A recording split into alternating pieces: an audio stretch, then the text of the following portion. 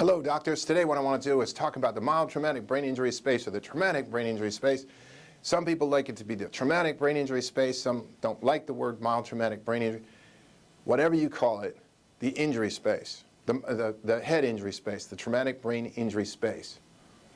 So I want to talk about that because the biggest injury to the mild traumatic brain injury or the traumatic brain injury space is the cervical injury. It's the most underappreciated injury of all the injury in this space, and any doctor that understands it basically can dominate that part of the market, and there is a huge market, a huge niche to dominate. So if we look at any mild traumatic brain injury certification program, I don't care if you go to USC, you go to Harvard, you go to Yale, I don't care where you get it. Impact, don't care where you get it. You're going to learn there's 6 clinical trajectories.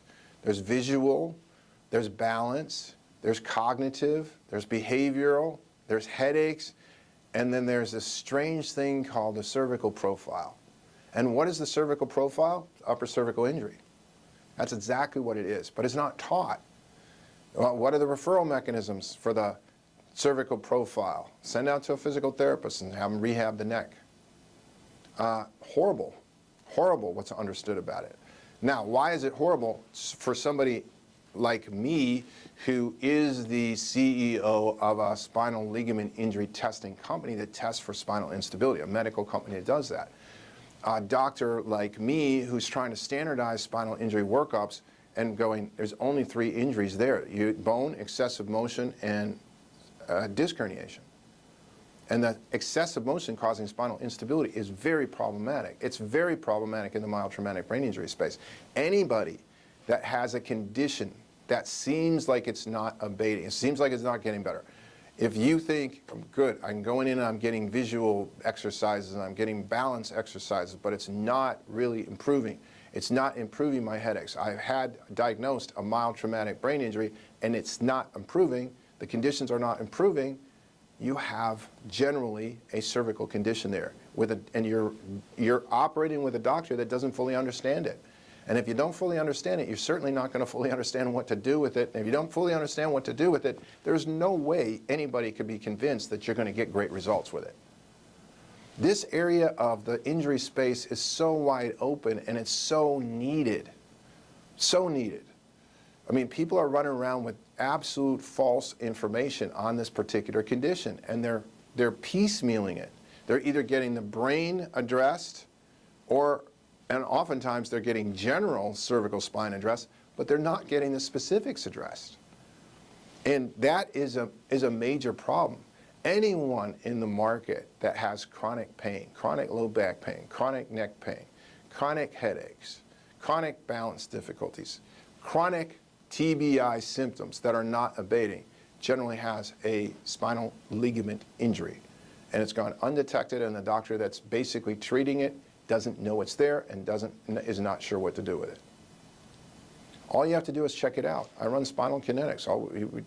We're standardizing the spinal injury workup with excessive motion testing. Just run an upper cervical, A to P open mouth, lateral bend, right and left.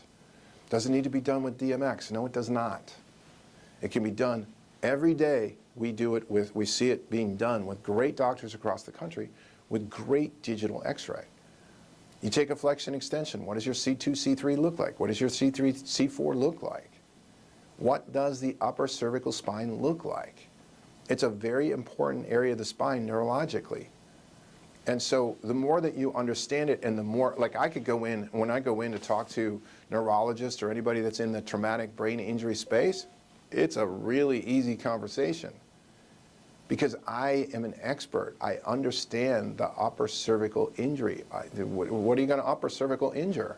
There's only two tissues, bone and connective tissue. 2 types of connective tissue. And they're not 2 types, but it gets placed as 2 types. You have the disc and the non-disc. And that's your ligament. Those are your ligament injuries. Now, you're not going to go to a headache clinic and go, hey, I go to a headache clinic to get my headaches looked at. They're not going to go, well, let's send you out for a cervical MRI. If you're in the injury space, you're going to get sent out for the MRI in a lot of states. That does not generally cause headaches. The upper cervical ligament damage does. It doesn't cause balance difficulty. The upper cervical ligament condition does. It doesn't cause TM. The upper cervical ligament condition does. It doesn't cause cognitive dysfunction. Check out Medscape. Check out what it says about the clinical indications of a cervical sprain and what those are. Go look at it right now. You'll drop your jaw at how many symptoms are caused by this cervical injury.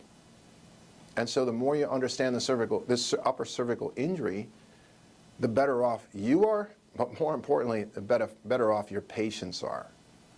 And there's extreme benefits that come with understanding this. And documentation is all understanding the injuries. That's all it is. If you simply understand the injuries, and if you can simply say what the injuries look like, you're in like the top 5% in the market, because the majority of doctors in the market today, when asked a simple question, what does a spinal injury look like? They can't tell you, right? That'd be like asking a dog bite specialist, what does a dog bite look like, and having a blank, no answer. Or what does a gunshot wound look like, and having a blank, no answer. What does a burn look like, and having a blank, no answer. Cervical injuries or spinal injuries are very simple. There's three: fracture, excessive motion caused by the non-disc ligament damage, that's the imaging biomarker that shows that injury, and disc herniation, which is picked up on an MRI, combinations thereof.